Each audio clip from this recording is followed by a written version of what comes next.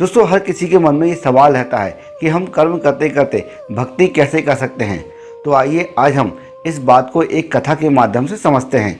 Hi guys, मैं हूँ शिव और ये अद्भुत कथा हम सबके लिए। मित्रों, एक दिन भगवान विष्णु ध्यान लगा के बैठे हुए थे।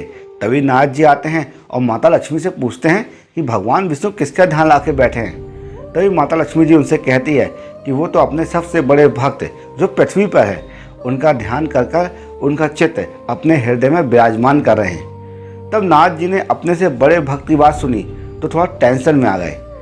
फिर उन्होंने भगवान विष्णु को प्रणाम किया और वहाँ से चले गए और पूरा दिन खोए खोए घूमते रहे। एक दिन नारद जी एक गांव के बाहरी रास्ते से गुजर रहे थे कि चमड़े की तीव्र दुर्गंध से वे परेशान हो उठे।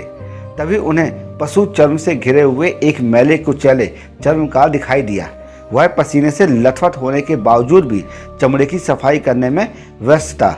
नारद जी समझ गए कि यही भगवान विष्णु का परम भक्त है जिसका चित्त वो अपने मन में उस दिन अंकित कर रहे थे। मित्रों, अब नारद जी तो वहीं पर रुक गए, लेकिन तीव्र बदबू आने के कारण नारद जी उस चर्मकार के पास नहीं गए। लेकिन नारद जी के मन में एक जिज्ञासा जाग गई कि इस चर्मकार की दिनचर्या को देखना चाहिए। अब नारद जी अपनी नाक में उंगली रखकर दूर खड़े होकर अब देखने लगे कि वो चर्मकार करता क्या है। तो चमड़े का ढेर साफ करते करते शाम हो गई। नारद जी ने सोचा शायद अब ये किसी मंदिर में जाएगा या अपने निवास स्थान पर भगवान का नाम स्मरण करेगा, परंतु ऐसा कुछ नहीं हुआ।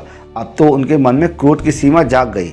वे सोचने लगे कि एक अधर्म चर्मकार मुझसे शेष बताकर भगवान विष्णु ने मेरा तो अपमान किया है। कहीं ऐसे भक्त होते हैं? तभी उनके अंदर से आवाज़ आई, थोड़ी देर इसी गतिविधियों को देखनी चाहिए। मित्रों, जब रात होने लगी तो उसने चमड़े को समेटा।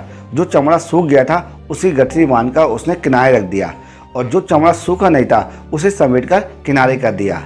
फिर उसने एक गमछा उठाया और अपने पूरे शरीर का पसीना पोंछा और घुटने के बल बैठ गया और भाव विह्वल होकर भगवान से क्षमा मांगने लगा।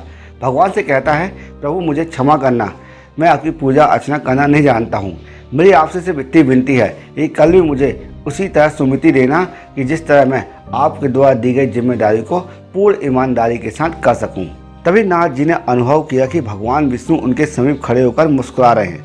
विष्णु जी ने मंद स्मृति के साथ बोल उठे, नारद मुनि, अब समझ में आया इस भक्त की उपासना की श्रेष्ठता का रहस्य। नारद जी भगवान विष्णु की बात सुनकर लज्जित हो उठे।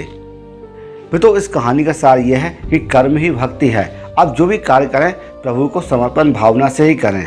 अगर आपको ये प्रसंग अच्छा लगा हो तो कमेंट बॉक्स में अपने विचार जरूर लिखना, क्योंकि हम आपके लिए इसी तरह यूजफुल कंटेंट प्रतिदिन बनाते रहते हैं। जय श्री राम।